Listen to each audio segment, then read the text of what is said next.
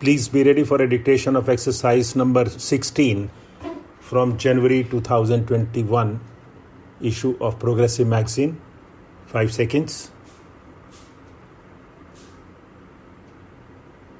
Start.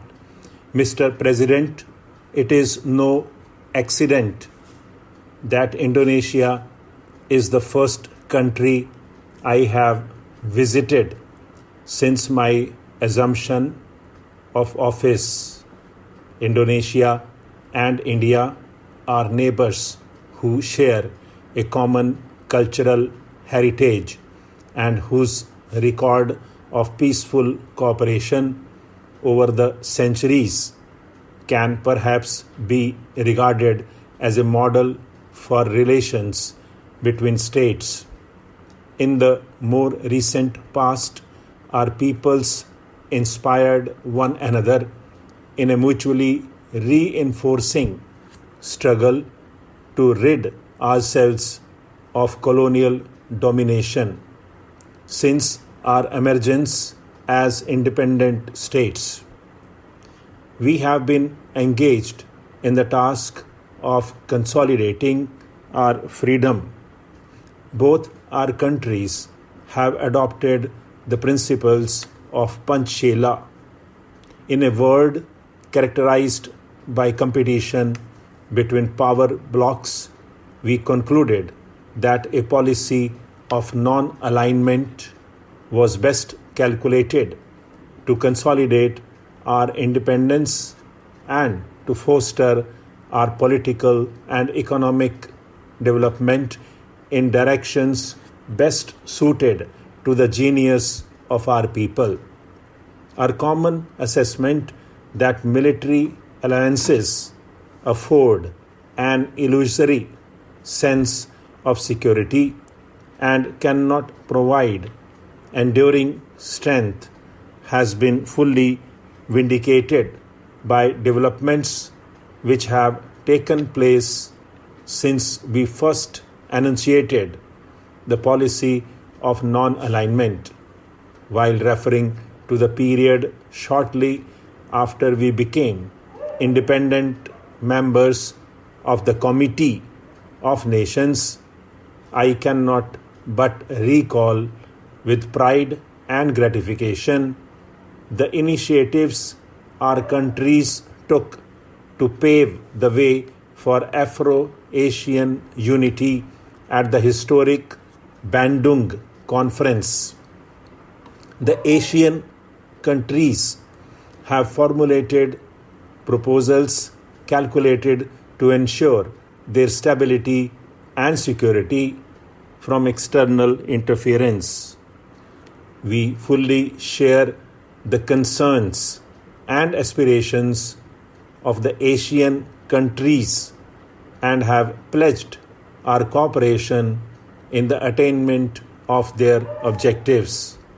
The concept of the Indian Ocean as a zone of peace constitutes yet a further assertion on the part of the littoral and hinterland states of their concern over the tension and the serious intensification of the arms race caused by the expansion of great power presence in our region. Indonesia and India are among the largest countries in Asia and the world, and our constructive and close cooperation could contribute significantly to the creation of conditions of peace and stability in the region to which we belong. Mr. President, there is a wind of change in Asia. Important developments have taken place in Indochina in the recent past. The termination of the conflict in that region is a matter of particular gratification since it has brought to an end a long period of bitter and avoidable human suffering, but more difficult task lies ahead. The new situation which has emerged is of great significance for Asia, since it opens up the prospect of a constructive and fruitful relationship among the states in the region based on sovereignty, territorial integrity, and cooperation and mutual benefit.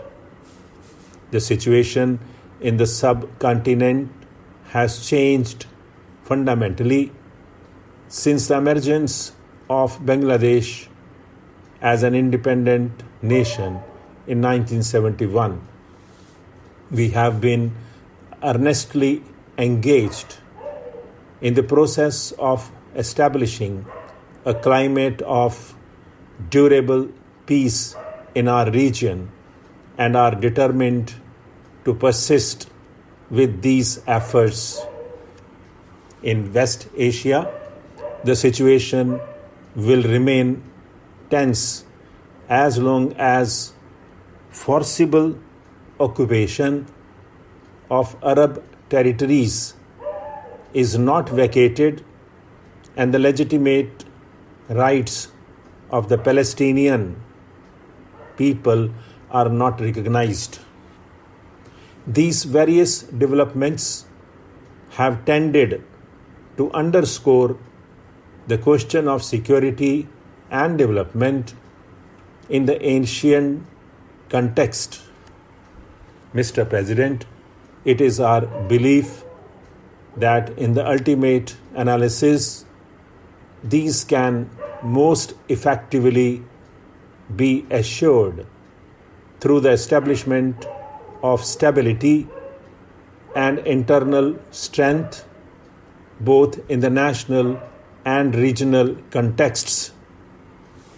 Our thinking in this regard corresponds to the Indonesian concept of resilience.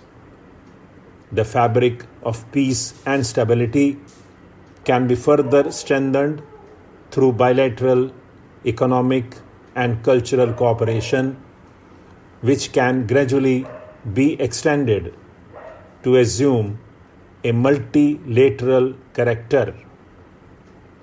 History and political circumstances have prevented Asian nations from developing an Asian consciousness or a sense of regional unity and identity.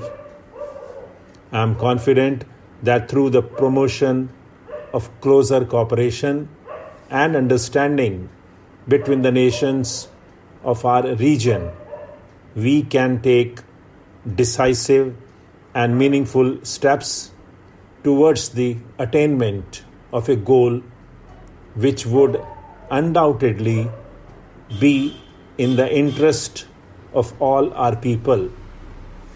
Mr. President, both our countries are engaged in the monumental task of improving the quality of life of our peoples.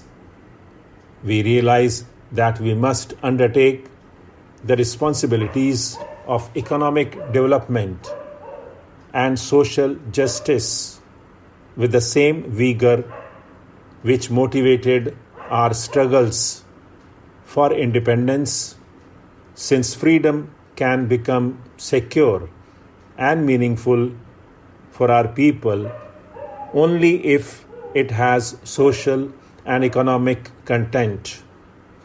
The responsibility to make the less developed countries economically strong has to be accepted by the international community as a whole as an essential prerequisite for durable peace and security, and the developed and rich countries have an obligation to promote this process. Stop.